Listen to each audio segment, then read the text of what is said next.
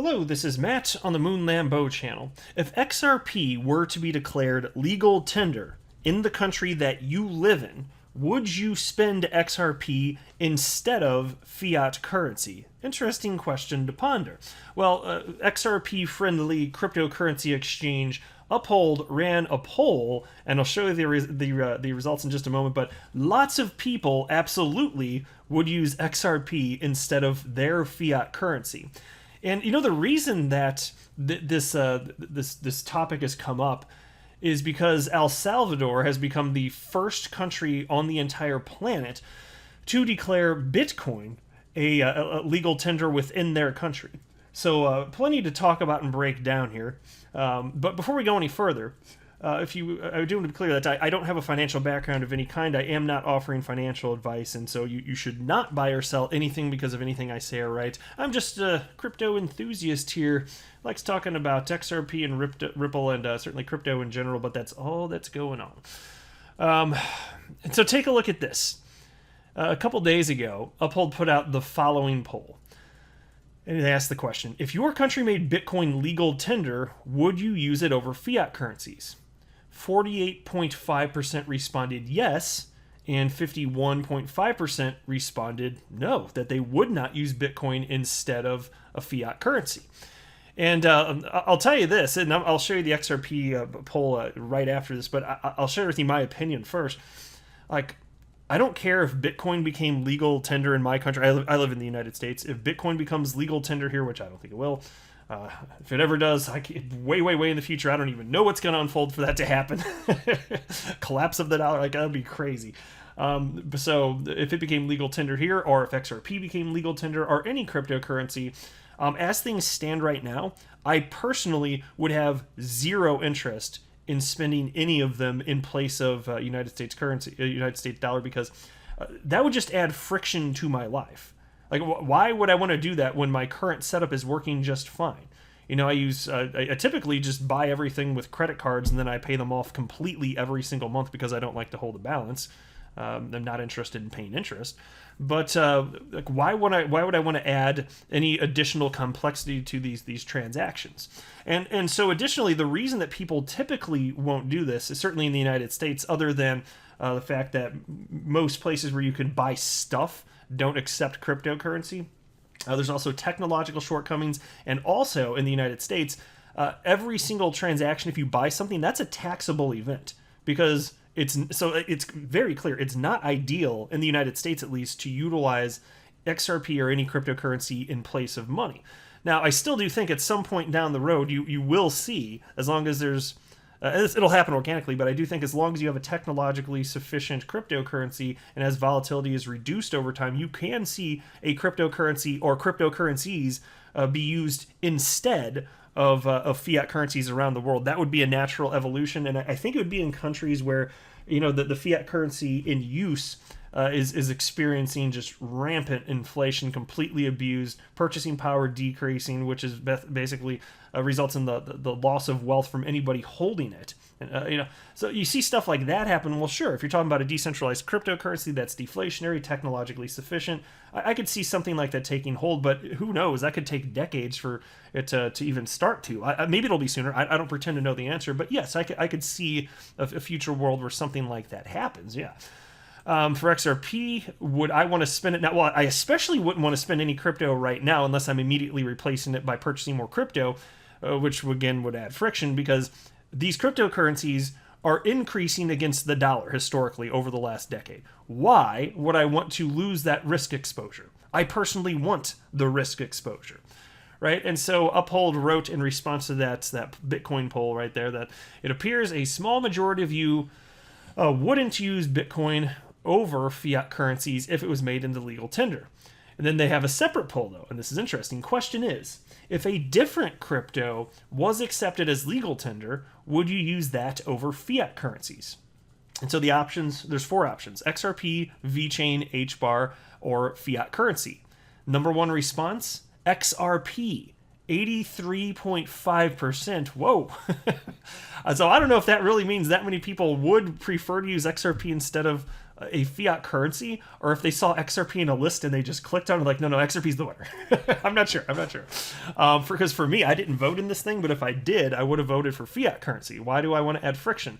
And if I were to spend XRP, yeah, it's blazing fast and it's awesome. I got all that stuff. Trust me, I do understand. It's my favorite cryptocurrency, my largest holding, but I just have to keep replenishing it.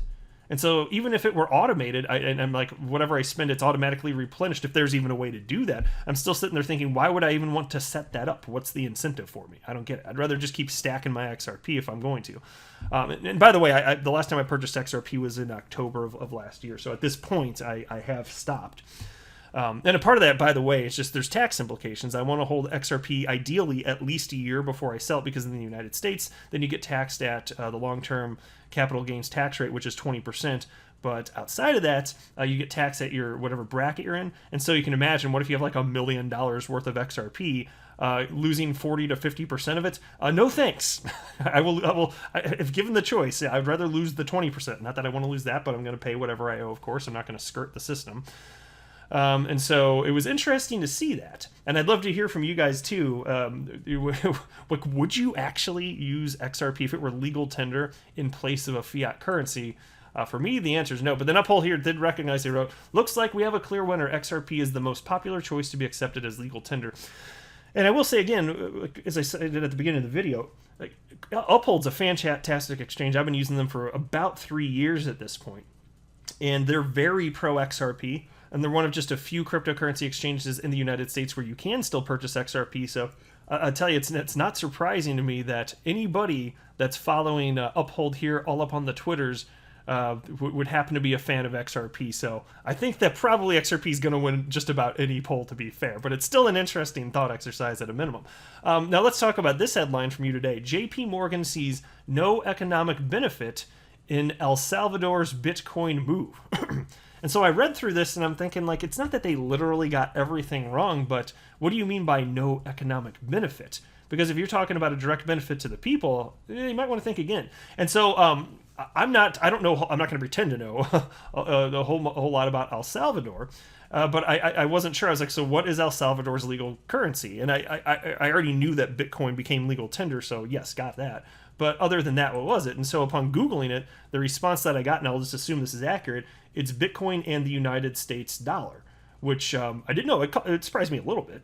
I knew there are other countries that have like their own fiat currency and the United States dollar is recognized also, but I just kind of assumed that they would have had their own currency and monetary sovereignty and all that, but apparently that's not the case, which is interesting. So you can sit here thinking you've got, and there are tax implications, of course. Whether if you're going to use,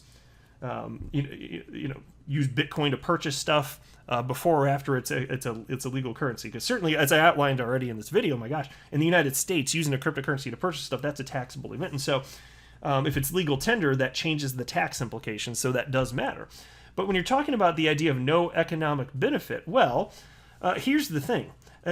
I've been talking about for a long time on this channel the idea that the advent of cryptocurrencies has resulted in the greatest wealth transfer in the history of mankind. And that's not me being hyperbolic. That's been happening for over a decade, and it's going to continue happening for the foreseeable future. It's just going to ramp up even further, frankly. And so all the people that have been holding cryptocurrencies for the last decade, they're substantially wealthier because the market has been moving overall upward in tandem, right? And so you're sitting here, if you sit here and think about it, my gosh, if you're in El Salvador, and what would you want to have? Would you want to purchase more United States dollars or purchase more Bitcoin? And what's going to be worth more in a decade? And so when you're talking about economic benefits, if their society on the whole embraces Bitcoin, this is going to be a massive wealth transfer to people in El Salvador. So that means for the people that are purchasing it, and it would be true for anybody across the globe, but if there's a concentration right there, what do you mean no economic benefit? If people have that much wealth and then they can spend money, use that to spend money in El Salvador, that should have a substantial economic impact. Now, I do understand with how slow Bitcoin is, it's not ideal to actually use purchases, but even if you just have this support, if money actually if that many more people actually purchase that much more Bitcoin because it's clearly being embraced, there are broader implications of all of this. But yes, with the slow technology that is Bitcoin and Lightning Network layer 2 technology not functionally working, yeah, I get it. I don't think that they're going to use it as money, even though it's declared legal tender. Yeah, I don't know who's going to functionally use Bitcoin as money. Yeah, I'm not convinced that's really going to happen in any sort of meaningful way. Maybe for some larger purchases, I guess if somebody really wants to for the novelty of it, I could see something like that happening. But it's still expensive too. An on-chain transaction is very expensive. I don't know what the going rate is at the time I'm recording this, but at times it's been over $50. That's insane. So I don't see how that's going to persist here. But I mean, it's like, what do you want to hold? If you had to hold only United States dollars or only Bitcoin for the next decade, what would you pick? Well, take a look at this. I just Googled dollar losing purchasing power. Have you ever seen this? There's all sorts of images like the one that I have blown up on the screen here, but it shows the dollar losing its purchasing power from, so it shows a time span from 1913 to 2019. In 1913, I believe that's the year that the Federal Reserve was created. And so you can see that from 1913 to 2019, the United States dollar lost 95% of its purchasing power. And so you sit here and and it's just continuing to head in that direction, of course. So like, what if you were forced to hold one or the other? My gosh. I mean, yeah, it's hard to use as money, but outside of that, let's say spending it as money weren't a problem. What would you actually hold? Like, I'd pick Bitcoin. I seriously, I would pick Bitcoin. If spending it actually weren't a problem, technologically and from a tax perspective, all that stuff, absolutely, I'd pick Bitcoin. It's finite. And barely any humans own it, and it's already jumped up to $65,000. And yeah, I know there's been a pullback, but still. No, I would absolutely pick Bitcoin if I had to pick between one or the other. No, there's not a chance I'd pick the dollar. That's just going up. Because cryptocurrency is not going away, my friends. It is not going away. And so look at what they wrote here. JP Morgan Chase & Co., the largest U.S. bank, has poured cold water on El Salvador's big decision to make Bitcoin its official currency. In its most recent note, it writes that it's difficult to see any tangible economic benefits in the adoption of the largest cryptocurrency. So, to be clear, I'm going to pause because in part I agree with that, because I'm not convinced that you're going to see it spent as money. And even if it were, I don't know that it's going to matter. That's why for me, it's more about the broader adoption of crypto in general, because I think that these smaller countries, well, really, and it's true of any country, countries that embrace this, adopt this technology, and their citizens get into it, they're going to be part of this tremendous wealth transformation that I've been talking about on this channel forever, which is verifiably happening, and it's going to continue to happen. And so it's like, do you want a piece of that? Because any country that firmly embraces that, like, you're going to become some of the wealthiest people on the planet, because Bitcoin and XRP, like, these are global cryptocurrencies. And so if they keep going up in price because the world decides it, if there's a heavy concentration of people anywhere in the world that have XRP or Bitcoin or pick your cryptocurrency, then they're going to be wealthy, very wealthy. And that's why I've said, look, in the past, XRP has made a number of people extremely wealthy. Lots of millionaires because of XRP, and I believe it's going to happen again this market cycle. But my gosh, that's why if you just play the long game, you fast forward a decade or two or three, there will be notable economic benefits for countries that embrace cryptocurrencies. Now, I understand in the United States it is different because there's monetary sovereignty, the dollar's at risk, all this. I understand it, but what about countries that they're not experiencing that potential risk, like El Salvador? It's either the United States dollar or Bitcoin now. That's the legal tender. Well, what the hell do they have to lose? So to me, it makes sense. Like, to me, this doesn't seem like a wacky thing. It's been a long time coming, 12 years, but here we are. So anyway, the bank adds that the country's decision to adopt Bitcoin as its second form of legal tender might jeopardize its negotiations with the International Monetary Fund. To top that off, JP Morgan claims that the designation could affect the way Bitcoin is treated by much larger economies. And I do think this is actually a fair point, but I'm not so sure that it would be such a strong point that it's going to prove to be a bad idea, but it's worth pondering. So here's a quote.